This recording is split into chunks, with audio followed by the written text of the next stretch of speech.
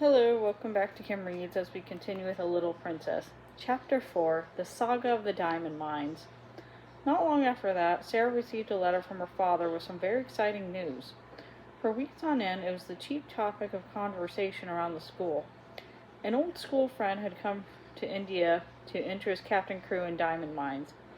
If all went as expected, Captain Crewe would become a man of great wealth. Ordinarily, Sara wouldn't have had much interest in a business scheme, but diamond mines sounded like something right out of Arabian Nights.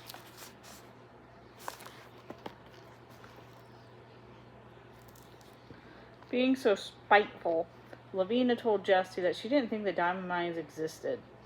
If there were mines full of diamonds, people would be so rich it would be ridiculous, she said.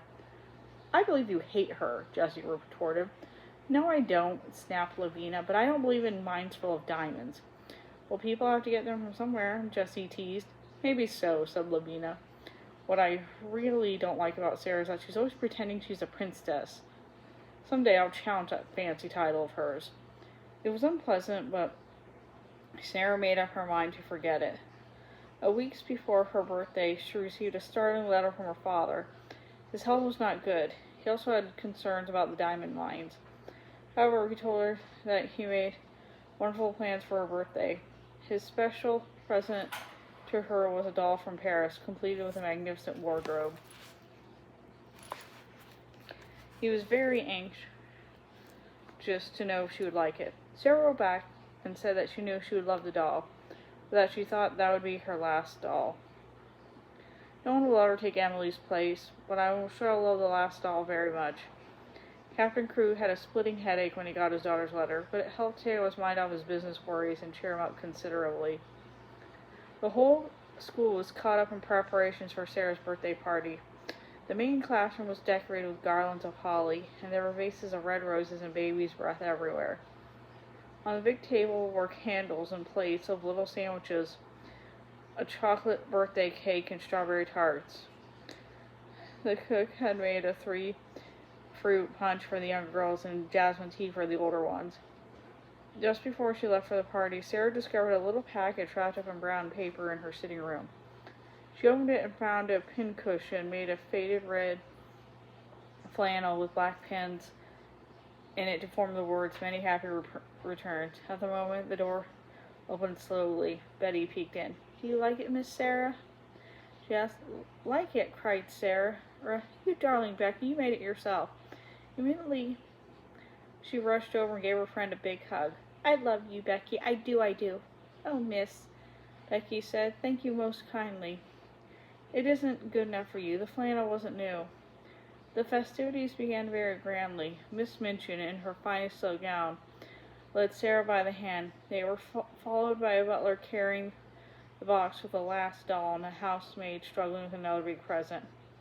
Becky, all decked out in a clean apron and that new hat, was so excited she almost dropped the gift she was carrying.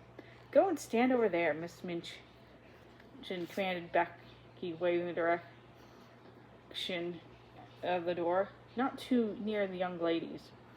Becky did as she was told, delighted to be any part of the celebration. Then Miss Minchin made a speech wishing Sara a happy birthday. She praised her and didn't hesitate to mention that Sara was the daughter of a wealthy man. Smiling, Sara ate the first piece of her birthday cake. Everyone helped themselves, and after a while Miss Minchin slipped away. The minute they were alone, all the girls rushed to Sara to unwrap her presents. The last doll was her favorite gift.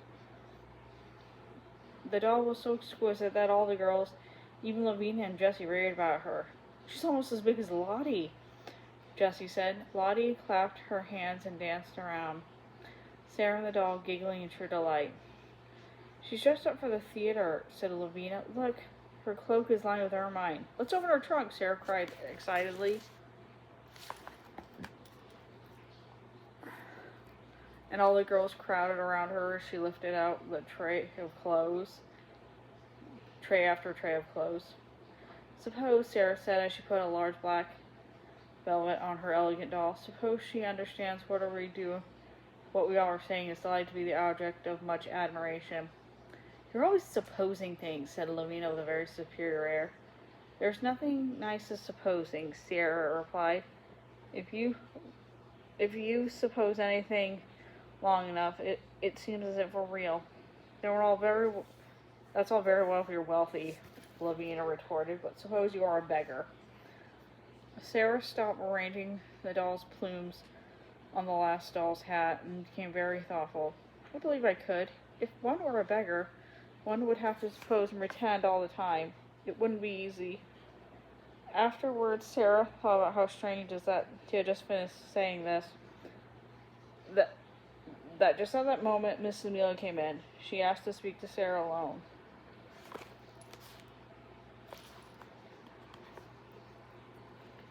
Slowly, they walked across the hall to the sitting room. Miss Amelia twisted and turned in her chair. Then she said in a very somber tone, "Sara, your father's lawyer came to see Miss Minchin this afternoon. He has brought some bad news." "What is it?" asked Sara, feeling her heart begin to pound. "Is my father all right?" I'm afraid not," Miss Amelia said. "You see, your father's friend put all your father's money in his diamond mine and it failed. Then the friend ran away. Your father was already stricken with fever when the bad news reached him. The shock was too much for him. He died, and unfortunately, he didn't leave you any money. I am truly very sorry." Stunned beyond belief, Sara just stared at Amelia, unable to say a word. When she felt her chin begin to shake, she jumped up and ran out of the room and upstairs to her room. "Emily!" she cried, rushing over to the doll alone in her chair. "My father is dead! Dead, do you hear? He's dead in India, thousands of miles away." And when she began to cry unstoppably, her father was dead. Her beloved father was dead, and her whole world came crashing down around her. She cried until she almost sobbed herself to sleep. Then she was summoned to Miss Minchin's sitting room. Sara was pale, and her eyes had dark circles under them. She had been ordered to change from her party clothes into a black dress. Since the only one she had was too short and too tight, she was a sad and forlorn sight. "Put your doll down," Miss Minchin ordered when she let Emily in Sara's arms. "No," Sara replied, shocked at the headmistress's cold, heartless attitude when she had suffered such a terrible blow. "I will not put her down. She's all I have. My father gave her to me." "You'll have no time for dolls in the future," Miss Minchin said. "Life will be very different." "Yes, Miss Amelia told me. My father is dead. He left me no money. I am quite poor," Sara said. "You are a beggar," Miss Minchin announced. "You have no relations, no home, and no one to take care of you unless I do so out of charity." For 10 minutes, Miss Minchin ranted about how much the birthday party cost her. She even told Sara that the last doll, which she had put out money for, now belonged to her. "Please take her, then," Sara replied quietly, although her voice trembled when she said it. Miss Minchin was a woman who liked to dominate others and feel her power, so the reaction of this proud young girl was disturbing to her. "Don't put on airs," she shrieked. "You are like Becky now. You must work for your living."